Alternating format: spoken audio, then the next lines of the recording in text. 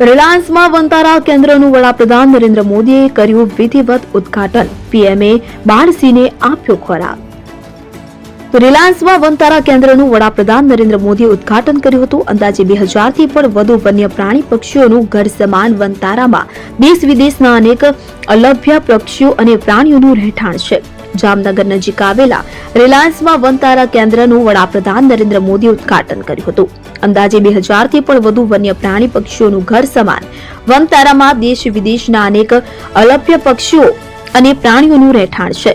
જામનગર નજીક આવેલ રિલાયન્સમાં વનતારા કેન્દ્રનું વડાપ્રધાન દ્વારા ઉદ્ઘાટન કરવામાં આવ્યું. આ પ્રસંગે રિલાયન્સના મુકેશ અંબાણી, નીતા અંબાણી તેમજ વનતારાના સ્વપ્ન દ્રષ્ટા અનંત અંબાણી અને તેમના ધર્મપત્ની રાધિકા અંબાણી તેમની સાથે ઉપસ્થિત રહ્યા હતા.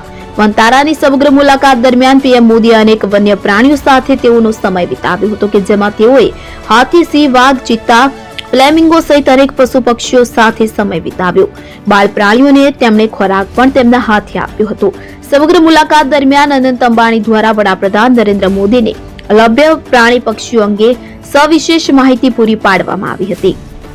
વડાપ્રધાન નરેન્દ્ર મોદીએ વનતારાની મુલાકાત દરમિયાન વિશ્વની શ્રેષ્ઠ પ્રાણીઓની હોસ્પિટલની પણ મુલાકાત લીધી હતી અને ત્યાં તેઓએ પ્રાણીઓની કરવામાં આવતી વિશિષ્ટ સારવારની પણ જાત માહિતી મેળવી હતી. સમગ્ર વનતારાની મુલાકાત બાદ વડાપ્રધાન વનતારામાં થતી પ્રાણીઓ અને પક્ષીઓની સારવાર અને તેમની દેખરેખથી ખૂબ જ ખુશ જોવા મળ્યા હતા.